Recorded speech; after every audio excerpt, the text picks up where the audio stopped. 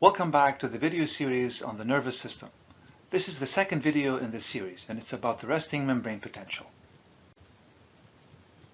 In this video, I will talk about the special properties of the plasma membrane of nerve cells.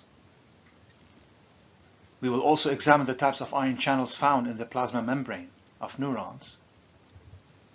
Explain how the resting membrane potential is generated by neurons. And then use the Nernst equation in order to calculate the membrane potential of a specific ion.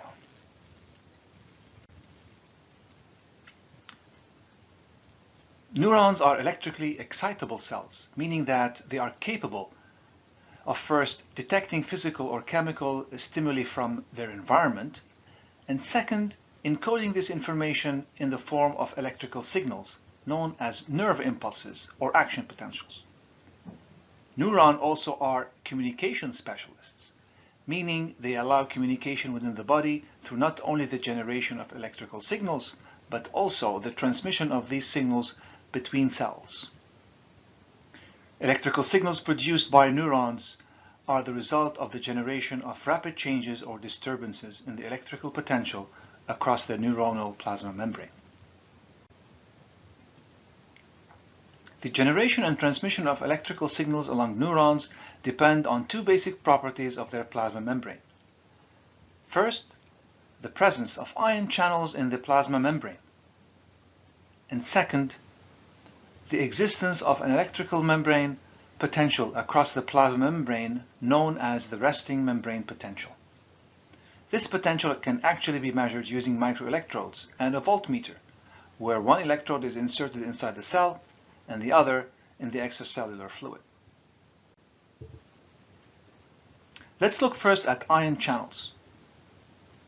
Two general types of ion channels exist in the plasma membrane of most cells, including nerve cells.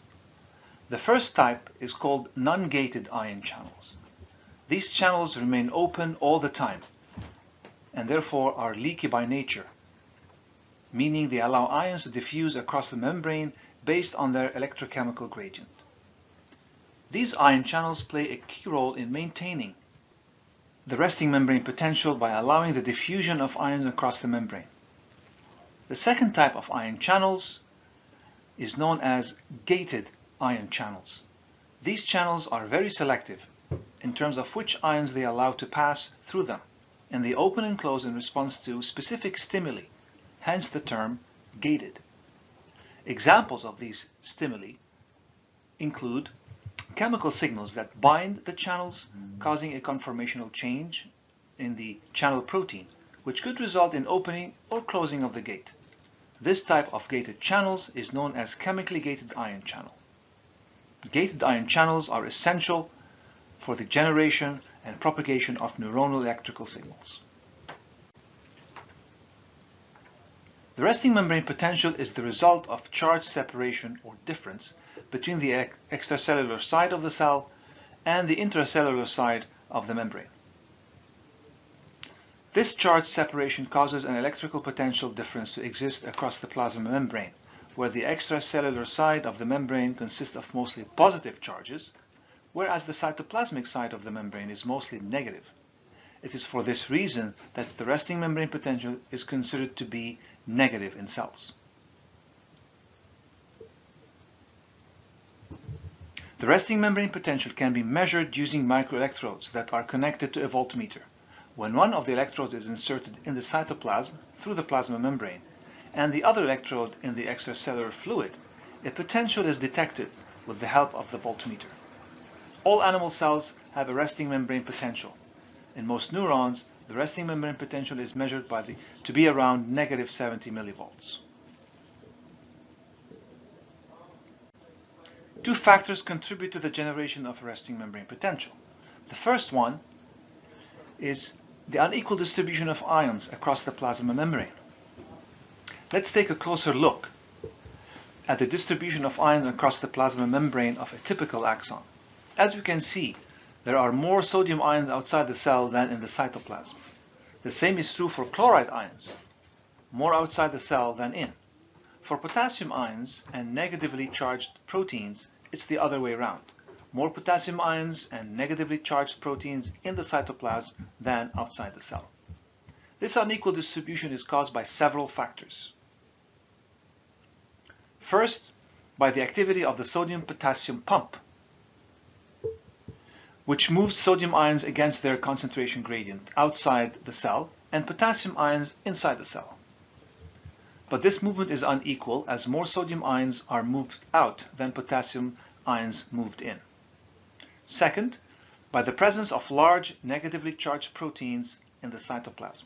And lastly, the presence of a large number of leaky potassium ions channels that cause potassium ions to diffuse along its electrochemical gradient to the outside of the cell.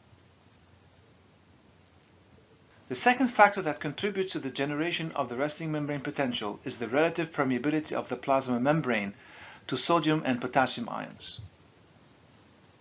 The relative number of leaky potassium ion channels is much higher than the number of leaky sodium ion channels in the membrane, causing this membrane to be more permeable to potassium ions than to sodium ions.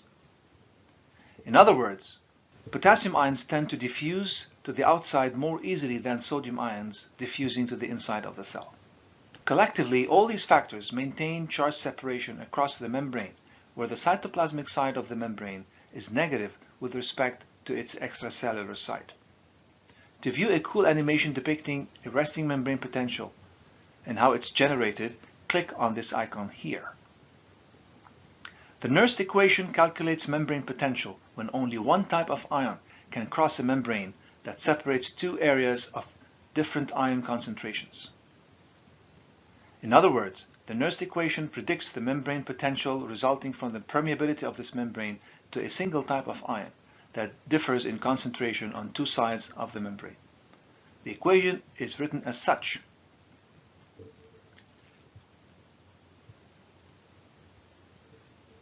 Where R is the universal gas constant,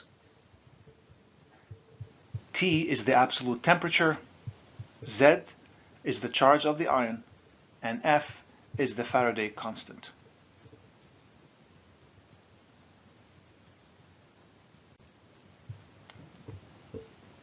At a temperature of 20 degrees Celsius, we can simplify the Nernst equation by solving for 2.3 RT over F, which is equal to 58. So the simplified equation at 20 degrees Celsius would become this.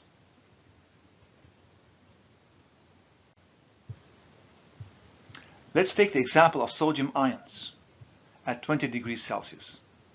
Sodium ion concentration outside a typical human neuron is 150 millimolars, whereas this concentration inside the cell is 15 millimolars.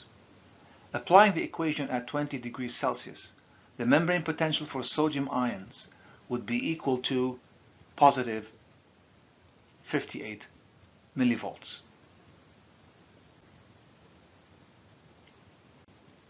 The equilibrium potentials of sodium and potassium ions are different from that of the resting membrane potential, which in a human neuron is negative 70 millivolts.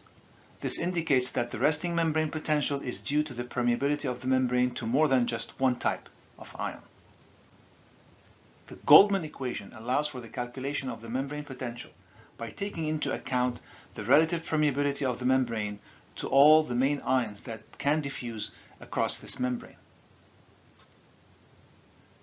The Goldman equation is written as such, where P is the relative permeability of the membrane to a certain ion. And this concludes this second video on the nervous system.